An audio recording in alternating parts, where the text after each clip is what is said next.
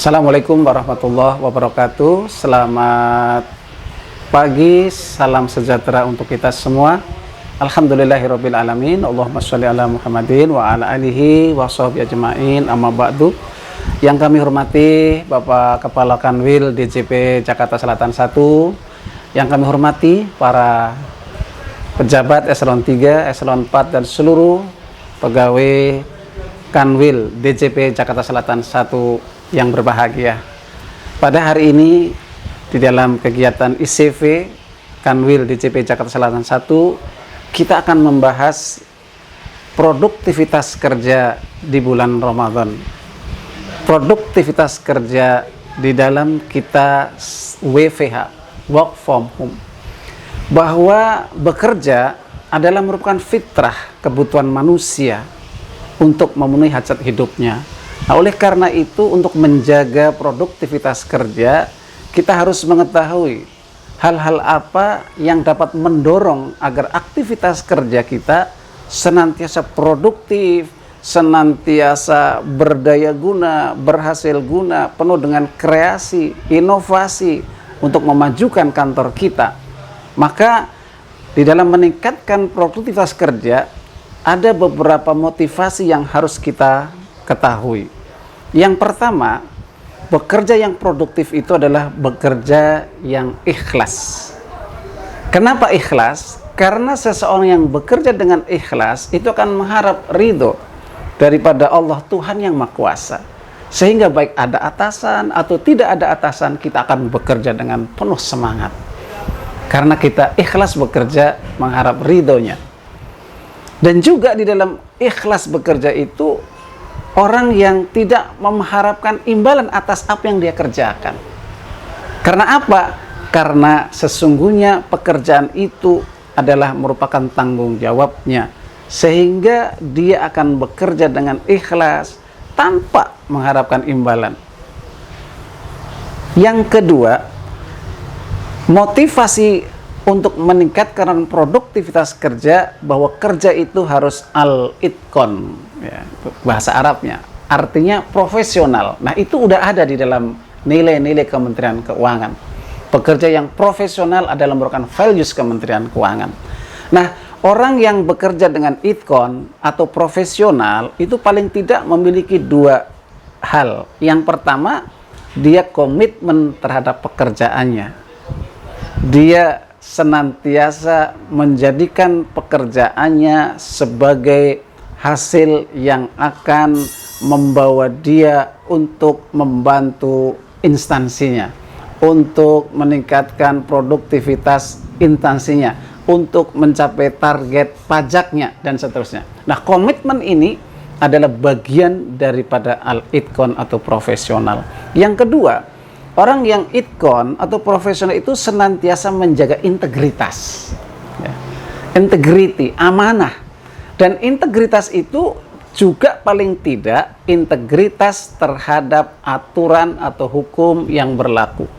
Undang-undang pajaknya dipatuhi, peraturan menterinya dipatuhi, peraturan dirjen pajaknya dipatuhi, aturan-aturan hukum dia laksanakan dengan penuh integritas. Dan kemudian juga yang paling penting adalah aturan dari Allah yang Maha Kuasa.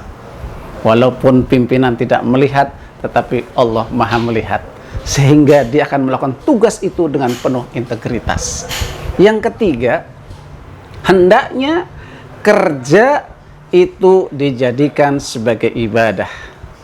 Apalagi kita sebagai pegawai Kementerian Keuangan bekerja dari pagi, kadang jam 6 sudah nyampe kantor. Pulang masih orang-orang sudah pulang, kita masih ada di kantor sampai jam lepas maghrib. Nah, oleh karena itu, kerja jadikan juga sebagai ladang ibadah. Karena sesungguhnya bekerja itu adalah merupakan ibadah. Dan kita harus sering-sering merenung. Setelah kita bekerja ini, apa sih tujuan akhirnya? The final destination, tujuan akhir kita itu apa? Bahkan seorang ilmuwan, Socrates, mengatakan, sesungguhnya manusia itu harus merenung. Setelah kehidupan dunia ini, hendak kemana kita? Karena manusia itu ya dibedakan dengan binatang itu hanya pada akalnya. Selainnya sama. Ya, kambing misalnya, contoh. Kambing makan, kita makan. Kambing tidur, kita tidur. Kambing cari makanan, kita juga cari makanan. Kambing kawin, manusia juga kawin. Terus apa bedanya manusia dengan binatang? Ada pada akalnya. Maka Sokrates mengatakan hendaknya kita sering merenung. Dari mana kita berasal? Apa tugas kita di dunia ini? Dan hendak kemana setelah kehidupan dunia ini? Sehingga kita akan mengerti hakikat kehidupan. Jangan kita tidak memakai akal. Nanti kita bisa jatuh lebih rendah daripada binatang. Saya kasih contoh supaya lebih sederhana. Kambing dikasih di depannya dua pilihan.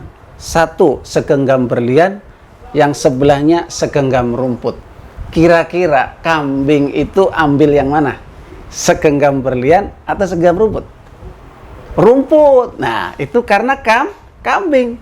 Coba kalau kambing pakai akal, ambil berlian, pergi ke pasar, satu genggam berlian, buat beli rumput, bisa sekabupaten itu rumput. Ini makanya kita seorang pegawai Ditjen Pajak harus memiliki kecerdasan intelektual, harus memiliki kecerdasan emosional, dan juga harus memiliki kecerdasan spiritual. Tidak cukup intelektualnya pinter, jago komputer, programmer, tetapi juga dia harus cerdas secara emosional, mampu menahan diri, mampu mengendalikan hawa nafsu, sehingga kita tidak korupsi, sehingga kita tidak serakah, sehingga kita tidak mudah marah. Itu kemampuan secara emosional, cerdas secara emosional. Tetapi yang jauh lebih penting adalah cerdas secara spiritual. Kecerdasan spiritual itu luar biasanya, itu menembus dimensi ruang dan waktu. Seperti Sokrates bilang, kita merenung, setelah kehidupan dunia ini hendak kemana kita? Maka orang yang sudah merenung ini bahwa akan ada akibat di akhirat setelah kehidupan dunia ini, dia akan berbuat hati-hati di dunia. Inilah yang dimaksud bahwa kerja jadikan sebagai ibadah yang kelak akan dipertanggungjawabkan di akhirat setelah kehidupan dunia ini. Maka bekerja yang demikian insya Allah akan menambah motivasi kita untuk menjadikan pekerjaan sebagai ibadah, dia menjadi orang yang produktif. Kemudian yang berikutnya, jadikan produktivitas kerja itu berhasil dengan kalimat yang satu ini, yaitu disiplin. Bukan diselipin, disiplin. Contoh disiplin itu adalah contoh ketika kita sholat. Sholat itu pasti disiplin. Jam 12.05 waktu zuhur, pas jam 12.05 dia akan adzan. Dipanggil untuk menghadap Yang Maha Kuasa. Demikian juga waktu asar dan seterusnya. Oleh karena itu, kita di dalam menegaskan untuk disiplin itu, coba kita lihat di dalam sholat. Ya. Ini sebagai ilustrasi saja. Orang kalau sedang sholat itu pasti takut batal. Gatal kepalanya itu cuma digaruk. Gatal. Nggak boleh dia gatal langsung garuk-garuk ini. Batal sholatnya. Hati-hati. Nah, bagaimana ketika kita bekerja juga takut batal? Ya, pekerjaan yang bisa membatalkan kita adalah dengan menyimpang dari tugas pekerjaan kita. Kita tidak disiplin. Datang terlambat, pulang lebih cepat. Ya, ada nggak di sini? Pak Kakanwil, nah, ada kan? Nah, hati-hati, dia tidak disiplin. Oleh karena itu, produktivitas akan tercapai manakala setiap insan, setiap kita disiplin melaksanakan tugas. Disiplin dengan yang halal dan yang haram. Disiplin masuk kerja, pulang kerja. Allah itu Maha Pengasih. Yang halal itu banyak, yang haram itu sedikit. Saya kasih contoh. Yang haram sedikit, khamr, minuman keras. Minuman yang halal kan banyak. Apa itu? Es teh manis, es teh tawar, sirup, es cendol, es dawet, es kelapa muda, es macam-macam, banyak sekali yang halal. Kenapa kita mencari yang haram, yang sedikit? Contoh lagi, makanan, tadi kan minuman, makanan, babi diharamkan karena ada cacing pita atau keburukan lainnya. Tapi yang halal kan banyak, daging sapi halal, daging kambing halal, daging kerbau halal, daging ayam halal. Makanya ayam itu waktu hidup beda dengan manusia.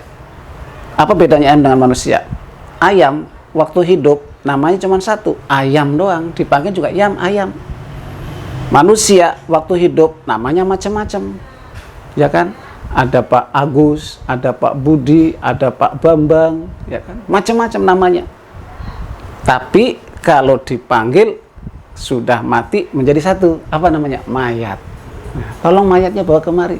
Tapi ayam kalau sudah mati justru namanya jadi macam-macam.